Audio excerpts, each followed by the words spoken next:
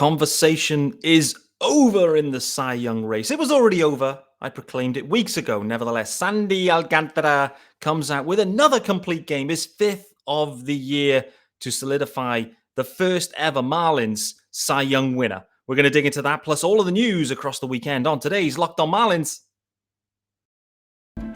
You are Locked On Marlins, your daily podcast on the Miami Marlins. Part of the Locked On Podcast Network, your team every day.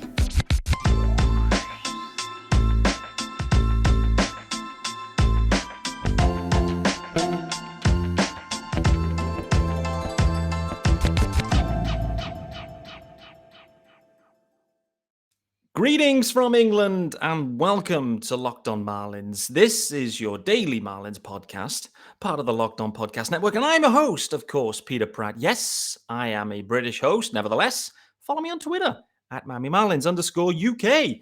If you would like to, please subscribe or subscribe to the YouTube channel. If you're watching, hello, greetings, and welcome to my living room. You will see it is evening time in the UK. It has been a bank holiday today. The previous Queen Elizabeth II was buried today, funeral today. So a somber day over in the UK, but a bank holiday meant no work.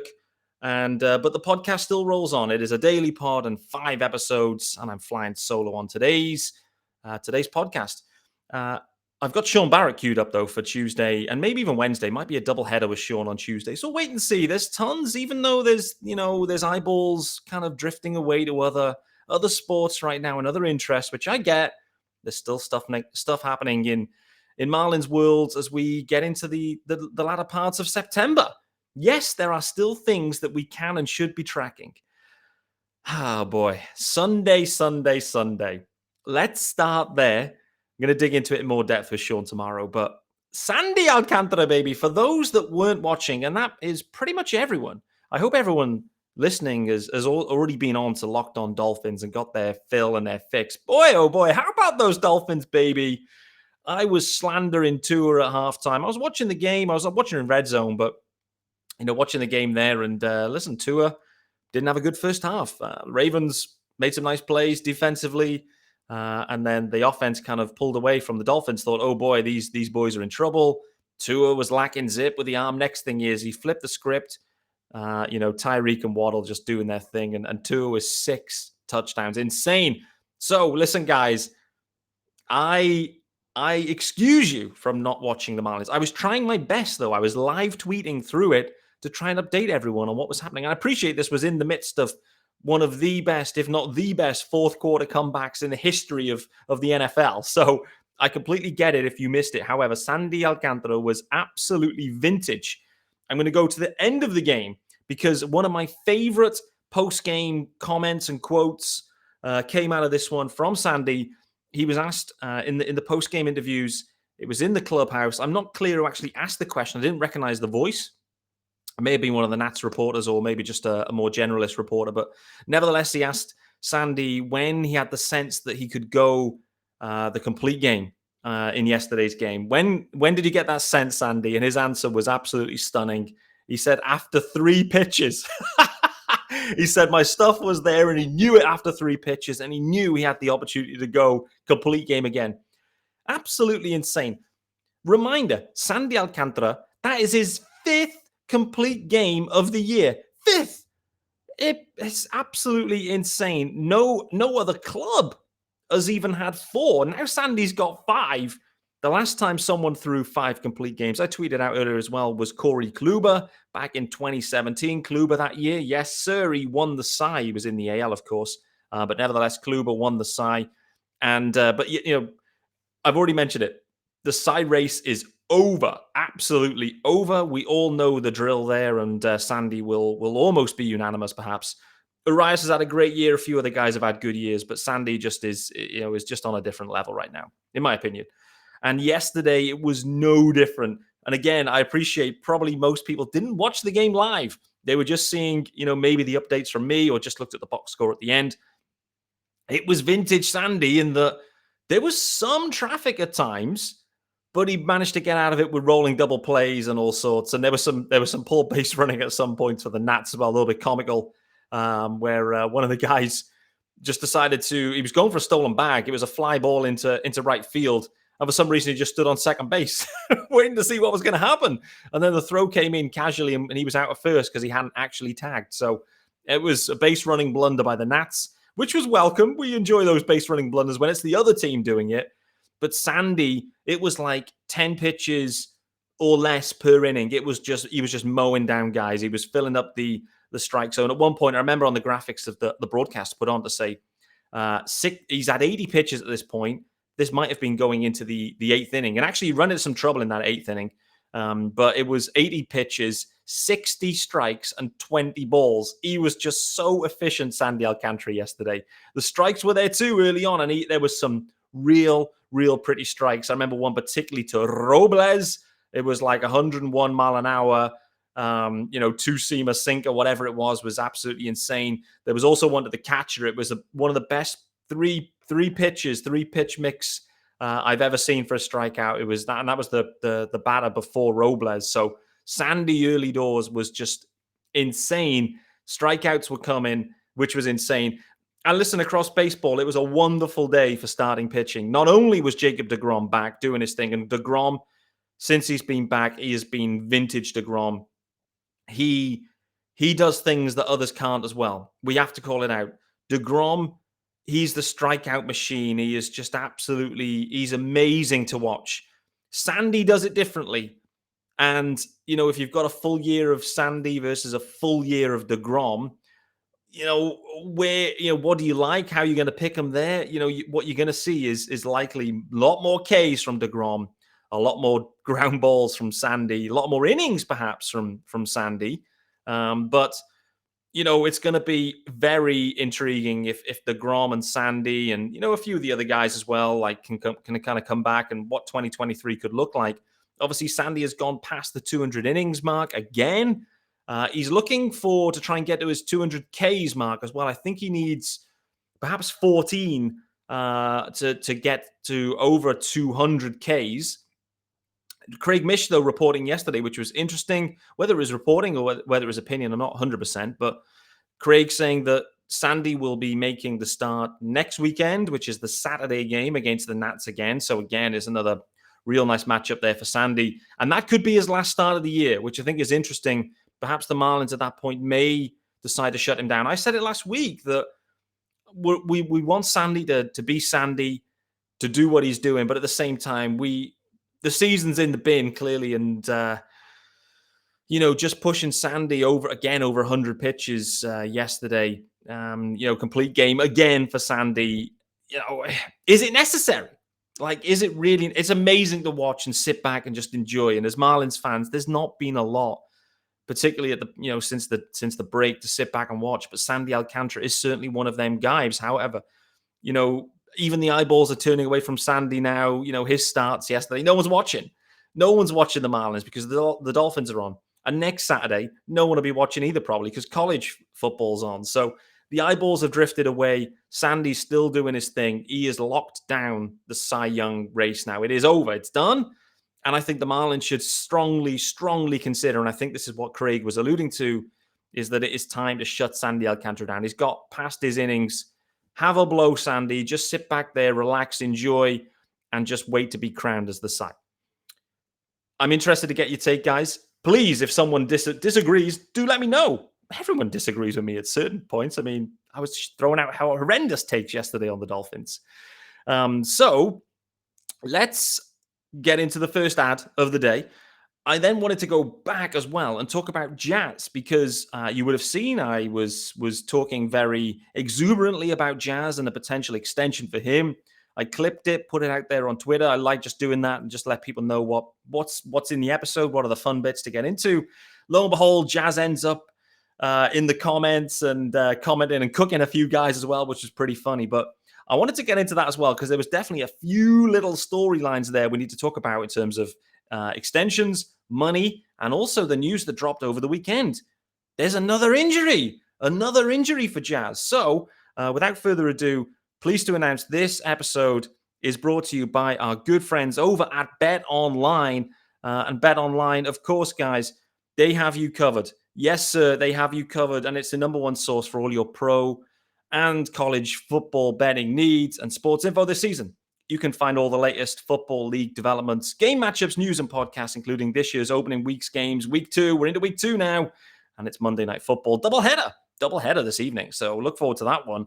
A couple of real nice matchups as well. I know the Dolphins have got the Bills on deck for next week, so that should be really intriguing. BetOnline is also your continued source for all your sporting wagering information, including live betting, esports, and scores. It's the fastest and easiest way to check in on all your favorite sports and events. That includes MLB, of course, MMA, boxing, and golf. You can head to the website today or use your mobile device to learn more about the trends in action. BetOnline, where the game starts. I don't know why I hold that game, but hey, it just feels right. I've never seen a BetOnline advert, so I don't know. I'm probably going way off brand for BetOnline, but nevertheless, as I mentioned, guys, I want to talk about Jazz. As I mentioned last week on the pod, I believe that he should be extended ASAP. Jazz is a stud. I know the health concerns are there, and actually, it's an interesting kind of pushback from people and listeners to say. And I had someone message me directly to say, Pete, I normally agree with everything you say, and maybe not everything. Most things you say, I think, was the language he used. He said, but I'm not sure on this one with Jazz. The health concerns are real. And I completely get that as Marlins fans, that we're looking at it going, should we extend Jazz Chisholm when we have seen 2 years thus far of seriously disrupted play? Should we? Should we commit to Jazz if the body can't stand up to Major League Baseball? I completely understand those concerns, and the Marlins will have them. And Jazz will have them, no doubt. I want to talk about some of the injury news that did come out. However, let's continue down this path of extensions for Jazz Chisholm. So that's the major pushback. He can't stay on the field, and legitimate. At the same time, when he is on the field, it's all-star level. And we've seen that this year too. So Jazz Chisholm was voted in as an all-star. It was all-star production. And I'm intrigued to see what the future holds for Jazz, whether that all-star production may shift over to shortstop, whether it stays a second, what the Marlins need to do. We'll wait and see on that one. However, Jazz ends up in the comments of this, of the teaser that I mentioned, where I was saying there's no I in team, but there's an I in Chisholm, and he is the team. And yes, sir, from the offense, he absolutely is. So what was Jazz saying? Well, one of the funny elements that came out was no, he didn't actually say anything. He just used an emoji. And it was that the Marlins should try and lock him into an Aussie Albies type deal. And Jazz Chisholm gave the thumbs down to that. Jazz not happy with the Albies idea, which, if I recall, was like a 7-year, $35 million contract. Appreciate it was pretty early on in Albies' career, but nevertheless, Jazz giving the thumbs down on that one. We won't be expecting a really team-friendly option. And just to remind everyone, guys, Jazz Chisholm going into 23, it's going to be his final year of league minimum dough, which is a little bit more expensive than it was when he first started. But nevertheless, league minimum for Jazz next year, and then obviously the 3 ARB years for him. And, with that, where could he get to in ARB? We'll wait and see, obviously. But nevertheless, it's 4 years of control that the Marlins have on Jazz right now if they decide to use all of those arbitration years. So, what should the Marlins be targeting? Really, the interesting bit there is I'd love to hear from Jazz on this specifically. Would he entertain an extension with the Marlins?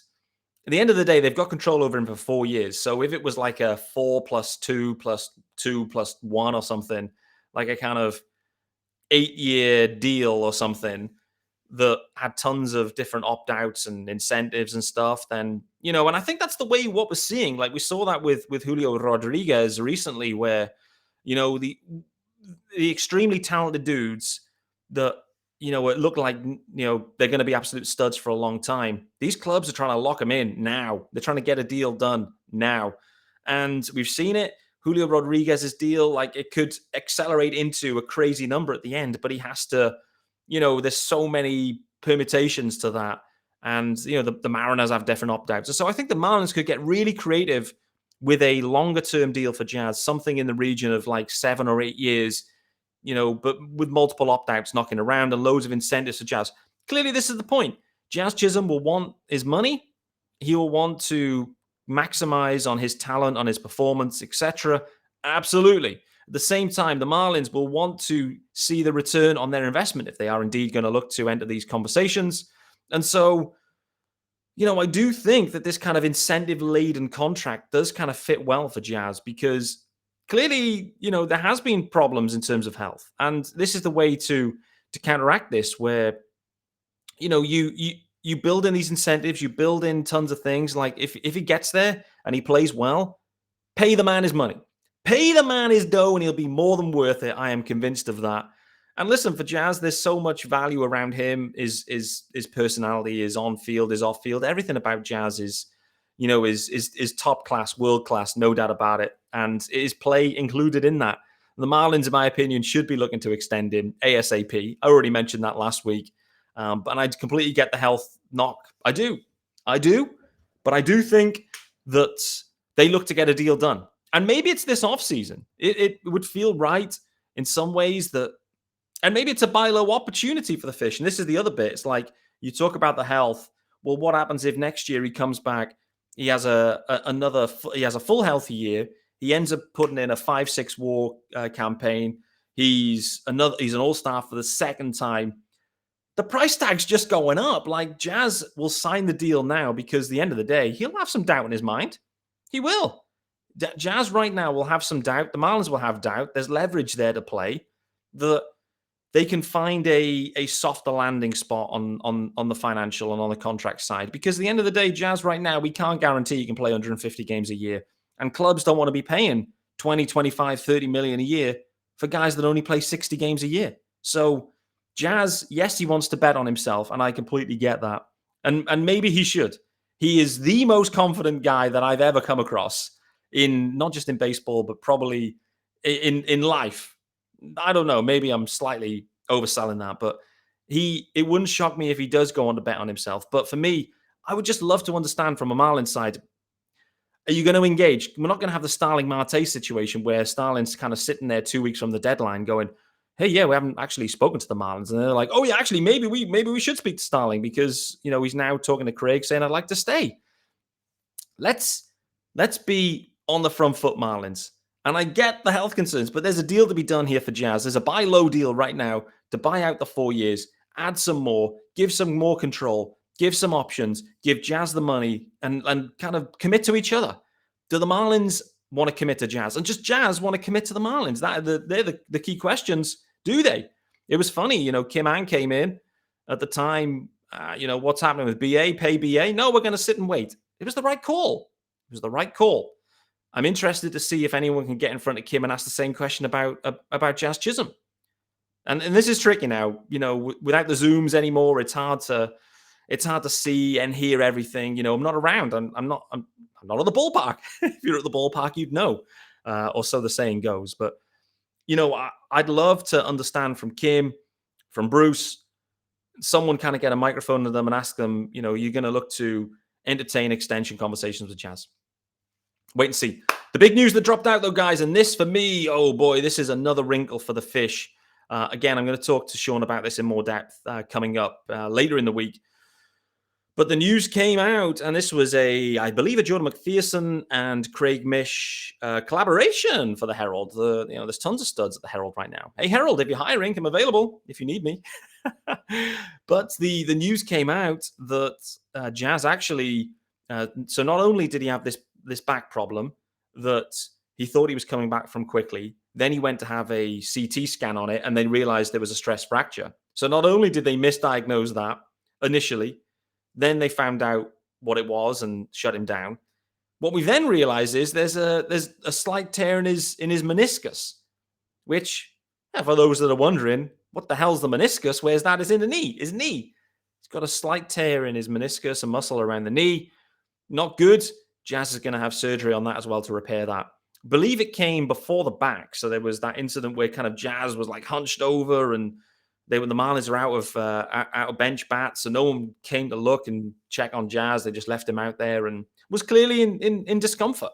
But lo and behold, the Marlins now announced this, and only now is Jazz going to go and get the surgery. I don't quite understand the timeline on that one. In the if they knew he'd torn his knee and his back had a stress fracture in, which all indications were saying, Jazz, you are done for the year.